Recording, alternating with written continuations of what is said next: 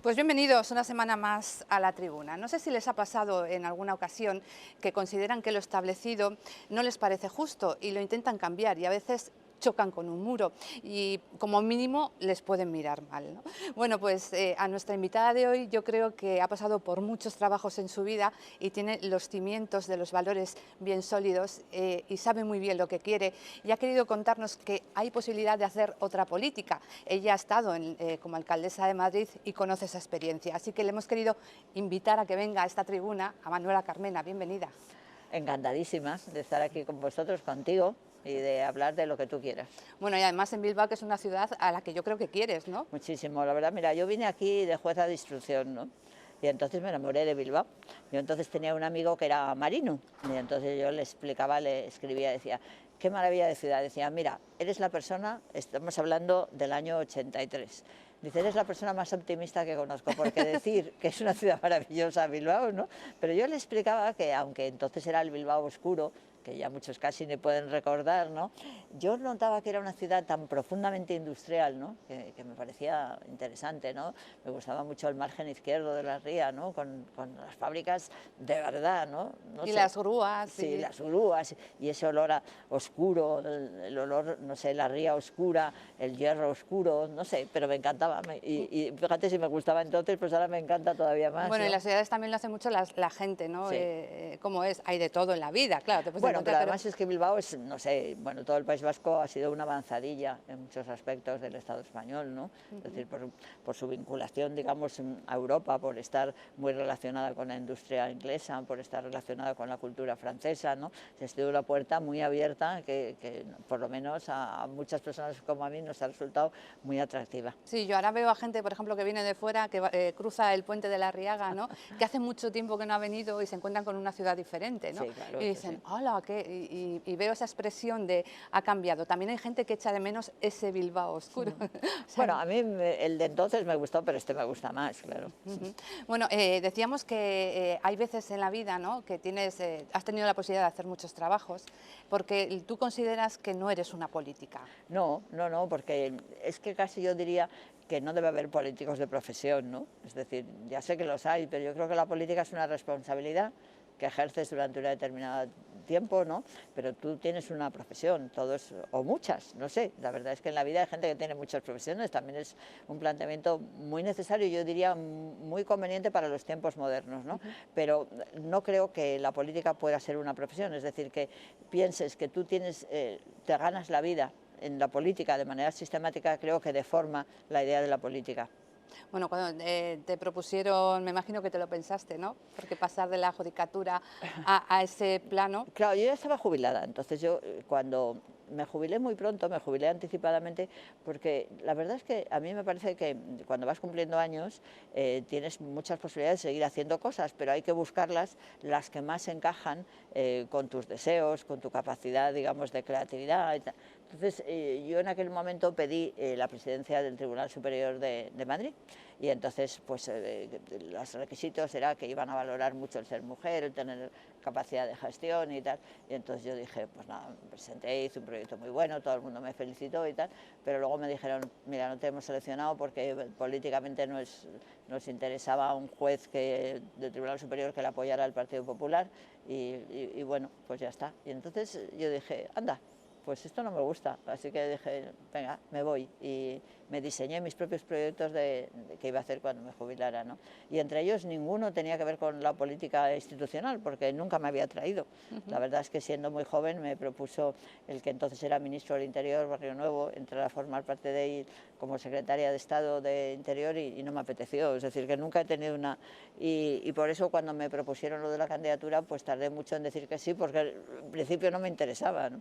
Luego de pronto pues pensé que era una obligación, ¿no? Fíjate lo que te digo, que era una obligación, Ahora, porque veía que había mujeres de mi edad más o menos, Esperanza Aguirre, Rita Barberá en Valencia, muy conservadoras, que estaban dando una imagen de que no valoraban lo que yo creo que tiene de nuevo la cultura de las mujeres, ¿no? Y dije, oye, pues igual hay que dar otra imagen, ¿no? Y pensé, chica, te ha tocado, venga.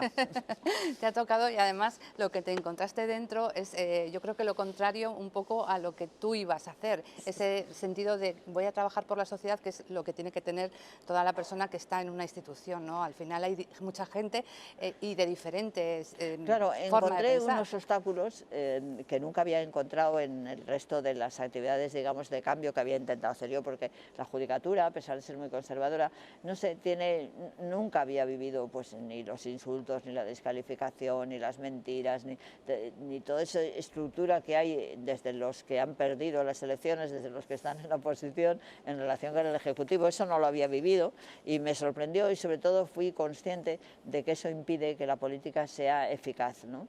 Y por eso pues me parece tan trascendente el hablar de algunas cosas que nos hagan a todos reflexionar y mejorar. Bueno, y choca mucho, por ejemplo, que una de las bases para trabajar por las ciudades, por ejemplo, tiene que ser el diálogo y la tolerancia. Y te encuentres siempre con una oposición, generalmente, ¿no? Hay de todo, pero que a través del insulto intenta un poco desacreditar, ¿no? Sí, porque además es que la oposición, no sé, está muy relacionada con ese concepto de los partidos políticos, que tú tienes que luchar por tu partido contra el partido de enfrente, ¿no? Es decir, una especie de comunicación completamente belicosa, ¿no? Es decir, que parece que estás en una liga, es decir, yo tengo que vencer al otro partido, cuando realmente es posible que entre un partido y otro haya ideas que son razonables, que se pueden intercambiar, no sé. Esa idea de lo tuyo es todo malo, lo mío es todo bueno, es tan tonta, es tan pueril, que no tiene recorrido, ¿no? Claro, y eso de pedir perdón no se entendía, ¿no? Cuando te Claro. metes la pata y dices, no, ya lo siento, y te decían, oye, los asesores, no, por favor, no No, metas... claro, porque entonces te estás desprestigiando, te estás diciendo que te equivocas. Y decía, pues es que me he equivocado, ¿no? No sé, Claro. ¿sabes? Cosas que hacen que la política esté tan enlatada en ser un producto que no es razonable, en un producto que solamente está basado en ganar elecciones, en la necesidad de ganar elecciones, ¿no? ¿Y por qué todo el mundo querrá ganar si luego es tan complicado, ¿no? No, El porque poder, te quiero lo que decir, piensan. mira, me decía un amigo el otro día que le preguntó una vez a una persona, político de profesión, bueno, y los políticos, una vez que ganáis las elecciones, ¿qué hacéis? Y me dijo, preparar las siguientes, ¿no? Esa es la cuestión, ¿sabes? Porque Sí, sí. luego lo que se puede hacer o no, claro, si tú planteas el hacer proyectos en solitario, pues es difícil, porque tienes que buscar manera de buscar proyectos que tengan consensos. Pero claro, como el consenso se ve mal, como el consenso se ve que es como una traición, como el consenso quiere decir que tú no eres tan bueno como para que necesites al otro, pues las cosas empiezan a perjudicarse, ¿no? Y a veces yo creo que el tener asesores de por medio un poco enturbia, ¿no? Lo que como persona harías. Claro. En el caso cuando cuentas lo de Cifuentes, ¿no? Claro. Ese abrazo que os dais las Claro, dos claro. sin que nadie esté, ¿no? Eso es, claro. Por vosotras sí. Claro, exactamente, porque de alguna manera yo he conocido a muchas personas que están trabajando en la política institucional y hasta profesionalmente, que yo creo que ellos aceptan que en la vida no son como la política les presenta, ¿no? Y que en política te tienen que insultar, aunque después en privado y en una relación personal te digan qué bien lo estás haciendo, ¿sabes? Pero hacia afuera no puedes reconocer que el otro lo hace bien. Tienes que decir, lo hace horriblemente mal y que tú vas a ser que lo vas a hacer estupendamente bien, ¿no? Y esto no, es ridículo, es infantil, es un poco, como digo yo, parece más bien pues una representación de un teatro de títeres, ¿no? La bruja y el bueno, ¿no? Bueno, de hecho hiciste un estudio, ¿no? De los insultos que se hacían para ver de dónde venían, cuáles eran los más hirientes, por así decirlo, ¿no? Sí, sí. Y algunos insultos dices, ¿cómo es posible, no? Aquello nos decían que éramos, no sé, lo peor, quiero decir, la basura de la política llena de pedófilos. Pero ¿cómo es posible? ¿De dónde salen esas cosas, no? Pero bueno, lo oyes ahora en el Congreso. En los debates del Congreso se está diciendo todo eso y más. Y los entonces, aplausos, ¿no? Que sí. no te gustan los aplausos. No, porque ¿para qué se aplaude? Es una pérdida de tiempo el aplauso, porque además si no aplaudes a los tuyos se ve fatal, porque enseguida dicen, no ha aplaudido a los suyos, entonces ¿qué pasa? Hay una tensión. Es más, y a veces hasta los jefes de los grupos parlamentarios pueden sancionar a alguien por aplaudir a quien no debe, ¿no? Es ridículo, entonces para aplaudir a los tuyos no es necesario, ya se supone que estás con ellos en este contexto tan absolutamente dual, ¿no? Y es una pérdida de tiempo, ¿no? Claro, nosotros a veces hacemos debates electorales y decidimos no poner temas. O sea, los políticos van allí sin saber qué se le va a preguntar. Claro, ahí chocas con la gente que tiene alrededor porque ya sabe que cuando van a debates quieren todo muy medido, qué tema, qué minuto, que tampoco eso es un debate, ¿no? No, eso no es un debate. Mira, yo los debates electorales no me gustan. Creo que lo que habría que hacer es entrevistas de trabajo. Porque Como dijo el niño. Sí, ¿no? Pero como yo misma me ha parecido siempre, bueno, tú pretendes obtener un cargo que es de la representación de los ciudadanos. Los ciudadanos son tus clientes, los suyos que te pregunten, oiga, ¿usted quiere tener este cargo? Vale, dígame qué ha hecho antes en su vida, es lo primero, ¿no? Nadie contrataríamos a una persona que no supiéramos cuál ha sido su pasado, ¿no? Si vamos a contratar una profesora para nuestros hijos, pues, oiga, ¿usted dónde ha estado dando clase? ¿Qué piensa de cómo la han valorado, cómo la han evaluado? Y de eso no se habla nunca, cuando realmente lo más importante es que entendamos que la persona que nos va a representar en política tiene que tener un perfil que nos resulte lo suficientemente sugerente para darles algo tan importante como es nuestra representación, ¿no? Y precisamente en todos los debates electorales es lo que no hay, ¿no? El que la gente haga su currículum y que le hagan preguntas sobre su currículum. Luego hablaremos de qué es lo que va a hacer, pero de momento digamos usted lo que ha hecho. Sí, ¿Y cómo porque lo ha hecho? creo que un niño le dijo, no, nosotros en clase pasamos exámenes. Eso es. ¿Qué tipo de exámenes pasan Eso los sí, políticos, no? fue fenomenal, Y te porque quedas ahí como... hacíamos plenos de niños, ¿no? Y bueno, había una primera parte bonita, pero muy preparada, porque la habían hecho con sus colegios y tal. Y lo bueno era cuando eran espontáneos, ¿no? Y eso fue precioso. Me levantó la manita y dijo, yo tengo un montón de exámenes, ¿qué exámenes hacen los políticos para ser políticos, no? Ella probaría. Claro, es interesante ese enfoque, Sí, sí. ¿no? Bueno, al tener nosotros ser un medio local, sí que cuenta aquí un poco la labor de los periodistas, que a veces también nos tiene que hacer reflexionar un poquito, pero en los medios locales sí que nos fijamos mucho en esos temas que decía que a veces saca y no se recogían en los grandes medios. Por ejemplo, las obras pequeñas de las plazas, cuántas basuras se han recogido, ¿no? Claro, pero ya te digo, a mí me interesa mucho el profundizar también en cuestiones personales, ¿no? El preguntarle a una persona, si yo tuviera que hacer una selección de políticos, le preguntaría, bueno, ¿y qué me cuentas de tu vida personal? ¿Cómo tratas a tus hijos? ¿Qué problemas tienes? ¿Sabes? Como se está hablando antes. Sí. Sí, que depende mucho. A mí es que me parece que eso es un elemento muy determinante, ¿no? Yo tengo una hija muy lista, que es además una estupenda directora de casting, y ella siempre dice que ella, para fiarse de un político, tendría que tener la suficiente confianza para ver si le podía dejar sus hijos, ¿sabes? Sí, de y por eso a mí claro. me interesa mucho que a los políticos profesionales, cuando se presentan a un cargo, se hable de su familia también. La familia tiene un elemento absolutamente determinante. ¿Qué conversaciones tienes con tus hijos? ¿Sabes? Cosas de este tipo, ¿no? Para intentar saber el perfil, ¿no? Y antes de estar en política, ¿qué hiciste? ¿Estuviste en la universidad o no?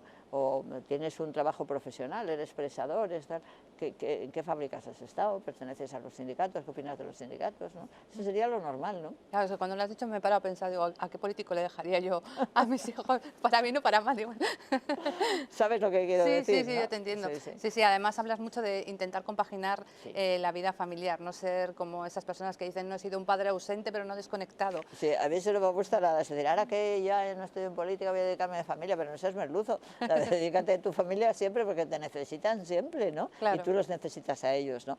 Son elementos de equilibrios, ¿no? Tampoco me gusta eso de dejarme la piel, pero ¿por qué me voy a dejar la piel? La piel es mía, lo que hay que hacer es que ser político no sea necesario ser héroe, no necesitamos héroes, ni personas que dediquen, no sé, 20 horas, no, dedica las que tienes que dedicar, hazlo bien, es un trabajo como otros, de responsabilidad, muy bonito, muy creativo, en el que te tiene que gustar mucho las personas, porque es un trabajo que está destinado a hacer más feliz la vida de los demás, ¿no? Claro. Y bueno, pero pero no queremos héroes. Sí, sí, además me contaba en el libro pues que una noche se pasó con su hija haciéndole un disfraz, ¿no? Sí. Y luego llegó y se extrañaron. ¿Has estado toda la noche con tu hija? Sí, ¿sabes? Porque llegas al tribunal y, no sé, yo siempre he visto que en las profesiones clásicas, además así de responsabilidad, suena mal el meter la cultura femenina, ¿no? Yo me acuerdo que cuando me destinaron a mí de juez en el Escorial, pues la verdad es que había unos funcionarios muy mayores ahí en el juzgado y yo muchas veces antes de ir al juzgado pasaba por el mercado, ¿no? Y cuando entraba en el juzgado decía, oye, mira, tienen unos champiñones en el mercado y que merece la pena, ¿no? Y cosas así, ¿no? Y ya un día uno de esos funcionarios me dijo, señoría, ¿puedo hablar con usted? Sí, sí, nada, ¿qué pasa? No creo que sea adecuado para el rango de un magistrado juez el que usted entre hablando de cosas de comida, ¿sabes? Entonces, Ni que vaya al metro. exactamente, ¿sabes? Esas Sí. cosas es curioso, pero es interesante cuestionarlas, ¿no? Porque es todo lo contrario. A mí me gusta, digamos, que seamos capaces las mujeres de meter nuestra vida doméstica en las profesiones, Sí, sí. porque nuestra vida doméstica somos nosotros y Ujú. nosotros estamos en nuestra profesión está y a mí, por ejemplo, me ha sorprendido cuando llegué al ayuntamiento que no había productos para acoger a los niños, ¿no? Cuando venían los niños a visitarnos, Ujú. la primera vez vinieron un grupo de niños del Sahara, ¿no? Que estaban aquí, vamos, estaban en España pasando unas vacaciones, ¿no? Y yo dije, oye, ¿qué regalos se les dan a los niños cuando vienen al ayuntamiento? Un folleto, algo para que entiendan lo que es el ayuntamiento. No, aquí no damos ningún regalo, me dijeron. Hombre, buscar algo, ¿no? Yo quiero regalarlos algo, ¿no? Entonces me trajeron un montón de gorros de lluvia que había regalado no sé qué. Digo, mira, yo me niego a regalar a los niños del Sahara Unas gorras gorros de lluvia. Pues eso es absolutamente absurdo, ¿no? Sí, sí. Y a partir de ese momento empezamos Sí. a hacer una serie de libros dedicados para los niños y tuvimos una política que me gustó mucho que consistía en que cuando nace un niño en Madrid se le regalaba su primer libro. Su primer libro, un libro que le regalaba el ayuntamiento, ¿no? Y eso me parece que son pequeños detalles pensando que en la ciudad hay niños y mayores y adultos y de todo, ¿no? Y todos tienen un sitio aunque no voten. Ujú. Muchas páginas habla del engaño, ¿no? De la mentira, de esos ojos azules grisáceos que yo me identifico con usted porque soy incapaz de decir a veces mentiras. A ti que soy como muy piadosa, ¿no? Sí, Como sí, ese que sí, sí. dijo por aquí no ha pasado, ¿no? Sí, sí. No, pero esos ojos azules grisáceos De mi a madre, las sí. que no podía de su madre Sí, sí, mentir, mi ¿no? madre tenía unos ojos que eran taladradores, eran Que no preciosos podía. y entonces ella odiaba la mentira, ¿no? Y a mí me lo trasladó porque además es verdad, bueno, a nivel de personal, la mentira lo que te hace es siempre tener menos información que el otro, lo cual quiere decir que le desprecias, ¿no? Lo mismo que yo creo que la impuntualidad indica un desprecio al otro, ¿no? Me hace gracia la gente que llega tarde y no le importa que tú pierdas tu tiempo, ¿no? Pues con la mentira pasa algo parecido, ¿no? Yo te miento, te oculto una verdad, unos hechos que debes saber, ¿no? Eso a nivel humano a mí me parece que es una falta de consideración, la mentira con el otro, pero a nivel político es dramático, porque a nivel político es darte informaciones sobre las situaciones sociales que se están viviendo equivocadas para justificar después algo que no controlas, ¿no? Y eso es gravísimo, porque tú has dado tu voto lo has dado, ¿no? Y aquella persona te engaña, porque te dice que las cosas son de una manera y son de otra, ¿no? Claro. Y eso lo que te hace es que tú vas a hacer una proyección equivocada, ¿no? Por ejemplo, yo pienso, un médico te hace un diagnóstico equivocado, es dramático, pues no te va a curar. Claro, si tú dices que todos los emigrantes son violadores, estás realmente dando una imagen absolutamente falsa para abordar un tema importantísimo como es el de la inmigración. Y entonces es imposible que se pueda hacer bien en política si se miente. No pueden mentir los políticos, hay que buscar la sanción que tienen que tener los políticos por mentir. ¿Hay alguna mentira que le haya dolido? Las mentiras me duelen sobre todo muchísimo cuando descalifican a personas vulnerables, ¿no?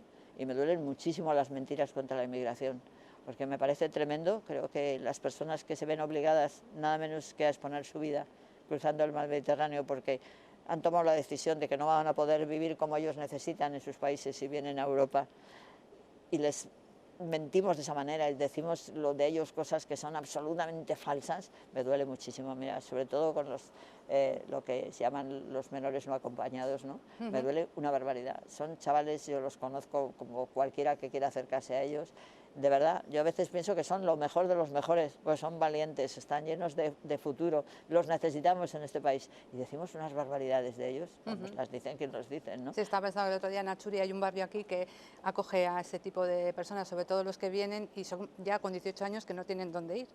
Y el otro día hicieron un vídeo donde ellos hablaban, contando quiénes eran. O sea, poner siempre cara, ¿no? Es como Claro. no hablar de nombres, ¿no? Bueno, es maravilloso. Yo los que he conocido me parecen fantásticos. Quiero decir, bueno, y sobre todo es que es fantástico la aventura de unos chavales muy jóvenes que son conscientes que no tienen futuro en su país y cruzan el mar y se arriesgan a lo que sea necesario para mejorar su vida y la de los demás. Y aquí decimos de ellos las barbaridades que dicen los grupos de extrema derecha. No lo puedo tolerar, son las que más me duelen. Bueno, tengo recuerdos de Blanca Estrella Ruiz, Uy, qué bien. de la Asociación Clara Campoamor, Qué bien. que no, le he dicho a ver si podía venir, pero no podía. Pero me ha dicho que siempre ha sido un referente, que estuvo en la presentación de la asociación y que eso para ellas fue muy importante. Pues y me ha estupendo. recordado, entre otras cosas, si se acuerda, dice, dile a ver si se acuerda de esa manifestación que se hizo para apoyar a las mujeres abortistas de Basauri, Sí, claro que sí. donde apareció Sí, con sí. su toga, ¿no? Sí, y sí. fue fundamental para Sí, ellas. sí, sí, es claro que sí, me parece fantástico. Todos los esfuerzos en ese sentido me han valido la pena mucho. Y luego también me ha dicho que fue de las primeras juezas que recibió a víctimas en su despacho. Sí, claro. Sí, bueno, yo siempre me pareció, ¿sabes? Bueno, a mí me impresionó mucho en las memorias de Adriano, en ese libro tan maravilloso, que explica que Adriano entendía que para gobernar tenía que escuchar, ¿no?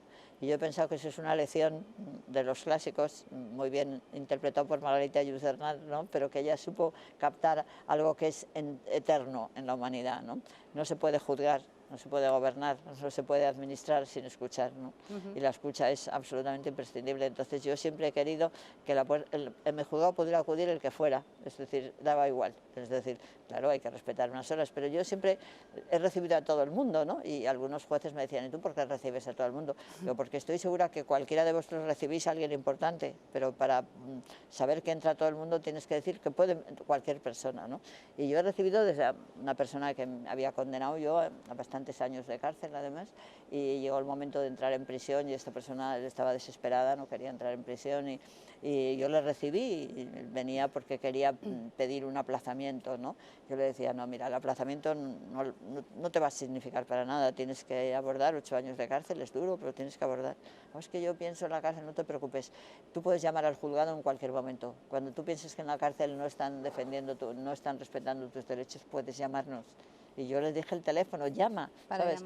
Para que él se sintiera seguro, hasta, fíjate, hasta para ir a cumplir 8 años de cárcel que le habíamos condenado, ¿no? Qué difícil, qué difícil. Además se cuentan muchas historias de cuando estuvo la ONU, también las visitas que hacía, también de esos desayunos que al final no salieron como esperaba, ¿no? No, yo creía que nos íbamos a acercar mucho más y aunque el nivel humano estaba cerca, pero es que en cuanto aparecían otra vez los medios de comunicación, se cerraba el telón y otra vez había que insultarse, decir barbaridades, decir disparates, ¿sabes? Incomprensible, no sé por qué, pero así fue, ¿no?